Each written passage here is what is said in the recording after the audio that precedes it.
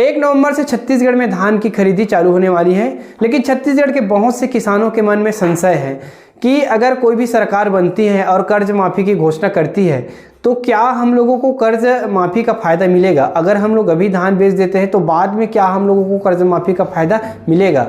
अगर नहीं मिलेगा तो ऐसे में हम लोगों को घाटा हो जाएगा। तो इस प्रकार की संशय बहुत से किसानों के मन में है, क्योंकि छत्तीसगढ़ में अभी चुनावी माहौल है और कांग्रेस के द्वारा कर्ज माफ़ी की घोषणा कर भी दी गई है और हो सके तो बहुत ही जल्द बीजेपी भी कर्ज माफ़ी की घोषणा कर सकती है।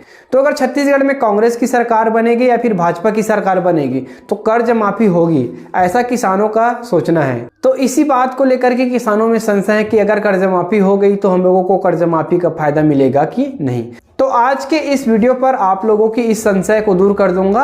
अगर आप लोग अभी 1 नवंबर से धान को बेचना चालू कर देते हैं या फिर बेच देते हैं तो दिसंबर के बाद से जब चुनाव जीतने के बाद से कोई भी सरकार कर्ज माफ़ी करेगी तो इसका आपको लाभ मिलेगा कि नहीं।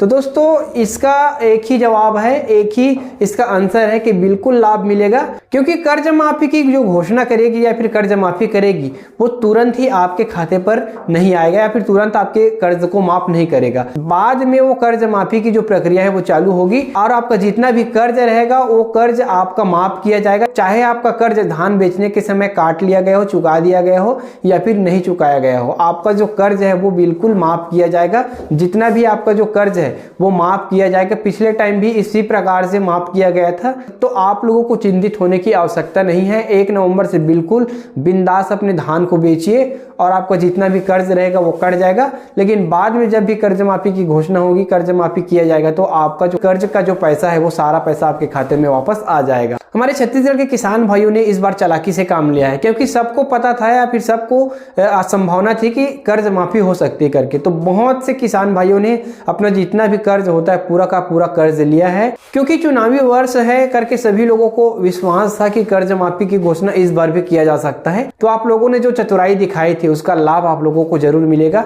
कर्ज माफी की घोषणा कांग्रेस ने तो कर दिया है और बीजेपी भी बहुत जल्द कर देगी।